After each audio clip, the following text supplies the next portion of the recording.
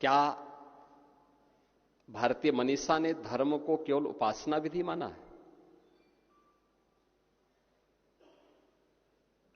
नहीं। कल भारत के संविधान का दिवस था।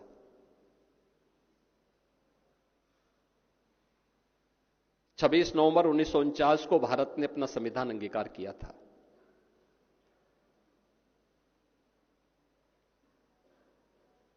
और 26 नवंबर 1949 को अंगीकार करने के बाद 26 जनवरी 1950 से ये लागू हुआ। 26 नवंबर 1949, 26 जनवरी 1950 से लेकर के जो संविधान की मूल प्रति है, उसमें कहीं भी पंथ निरपेक्ष और समाजवादी शब्द नहीं है। मैं इलाहाबाद विश्वविद्यालय के विद्वान आचार्यों के सामने इस बात को कह रहा हूं। हो सकता है संविधान की वो मूल प्रति आपके पास होगी,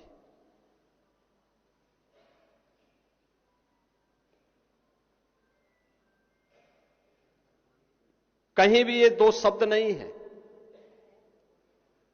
ये दो शब्द जोड़े गए तब जब इस देश में संसद भंग थी। इस देश में न्यायपालिका के अधिकार कुंद कर दिए गए थे। इस देश के लोकतंत्र पर कुठाराघात हुआ था। और जिन लोगों ने संविधान का गला घोंटने का काम किया था, वे लोग संविधान बचाने का ठेका लेकर के आज ढिंडोरा पीट ले जा रहे हैं।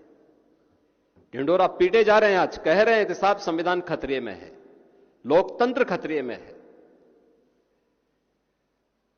प्रश्न ये उठता है कि यह समाज मूल्यांकन उन लोगों का कब करेगा जो लोग लोकतंत्र के लिए स्वयं खतरा है?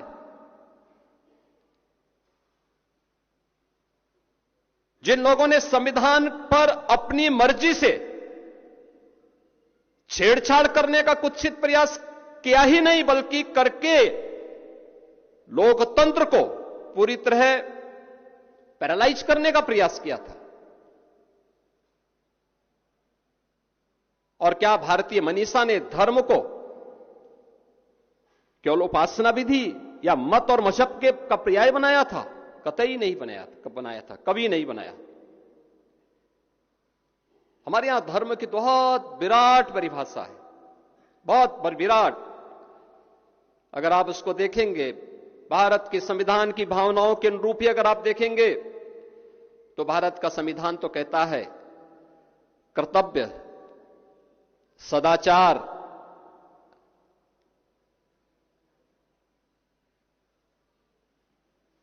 और नैतिक मूल्यों का जो प्रवाह है, जिस पर व्यक्ति और समाज का जीवन टिका है, वही धर्म है। हमारे दर्शन कहते हैं यतो अभ्युदय निश्रेय से सिद्धि स्वधर्म, यानी धर्म वह नहीं है जिसको हम आज के दिन पे मान ले रहे हैं।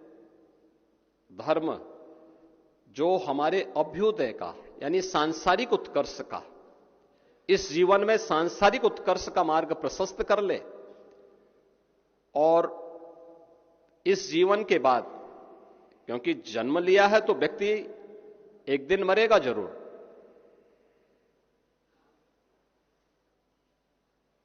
मुक्ति का मार्ग भी प्रशस्त कर ले, वही धर्म है।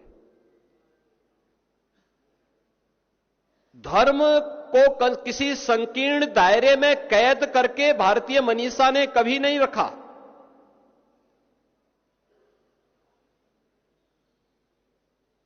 हमने सबको स्वीकार किया। पूरी दुनिया की मानवता के सामने जब भी संकट आया, भारत बाएं फैला करके खड़ा था कि आओ हमारे यहां शरण लो, हम तुम्हें शरण देंगे, तुम्हारी रक्षा करेंगे, हमने कभी अपने स्वार्थ के लिए किसी का हित नहीं किया। यह है सनातन धर्म, यह है भारत।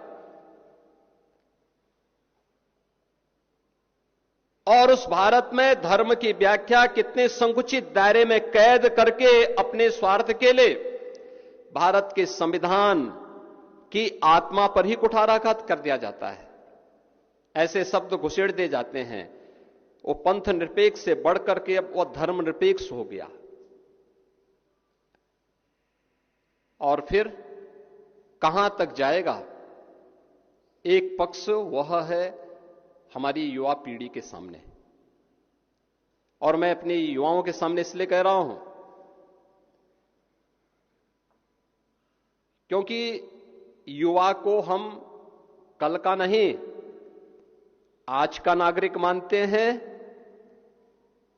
और यही युवा कल का भविष्य भी है।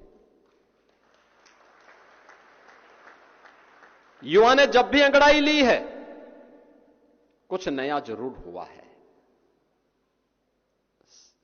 लक्ष्य तक जरूर पहुंचे हैं। हमारी युवा पीढ़ी दो तरीके से, एक आपका आदर्श कौन? समाजवाद के नाम पर परिवारवाद की चाटुकारिता करने वाले। क्या कहा था डॉक्टर राम मनोहर लोहिया ने? सच्चा समाजवादी वह जो संपत्ति और संतति से के मोह से दूर हटकर के कार्य कर सके। क्या ये लोग रह पा रहे हैं, या एक परिवार का गुलाम बनकर के उनकी चाटुकारिता कर रहे हैं? क्या यही समाजवादी आंदोलन है? कहां जयप्रकाश का आदर्श चला गया? कहां नरेंद्र देव, आचार्य नरेंद्र देव जी का आदर्श चला गया?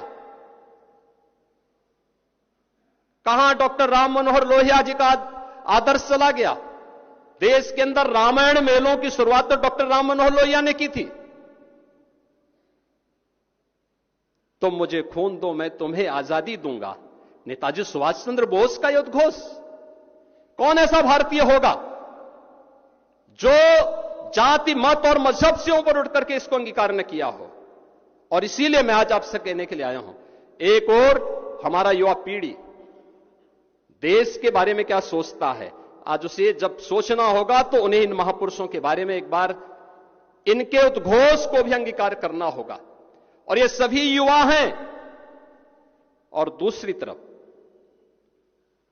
हम नए ज्ञान की परंपरा से अपने आप को वंचित नहीं कर सकते, कभी नहीं वंचित कर सकते। हर नया ज्ञान अपने आप में एक विज्ञान होता है, उससे आप अपने आप को दूर नहीं कर सकते। जब भी आप उससे अपने आप को दूर करेंगे तो आपके लिए स्वयं भी आने वाले समय के लिए आप स्वयं के लिए बैरियर खड़ा कर रहे हैं। उस बैरियर से अपने आप को बचाना है। हमें समय के प्रवाह के साथ अपने आप को तैयार करना होगा, उसके साथ आगे बढ़ना होगा, क्योंकि यह समय की गति बड़ी निराली है। जो उसके साथ नहीं बढ़ पाता है तो समय उसकी दुर्गति कर देता है। हमें दुर्गति का शिकार नहीं बनना है, हमें तो उस प्रवाह के साथ 10 कदम आगे बढ़कर के चलना है। तमाम लोग नई बातों को, नए रिफॉर्म को अंगीकार नहीं कर पाते। कोई चीज नयापन आता है, लोग उसका विरोध करने के लिए झंडा लेकर के निकल पड़ते हैं। याद रखना, हमें अपने आप को तैयार करना होगा इस कार्य के लिए। और समय गया जब नारे लगते थे कि मेरी मांगें पूरी हो चाहे जो मजबूरी हो, वह बंद होना चाहिए। देश और समाज का उत्थान इसमें कभी नहीं हो सकता, कभी नहीं हो सकता।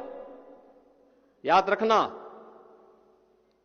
हमारा एक एक क्षण, एक एक पल राष्ट्र धर्म के लिए समर्पित होना चाहिए। हमें नए ज्ञान से ओतप्रोत होना होगा। इलाहाबाद विश्वविद्यालय को फिर से जीवन के प्रत्येक क्षेत्र में युवाओं की एक उत्कृष्ट टीम को नेतृत्व प्रदान करना पड़ेगा।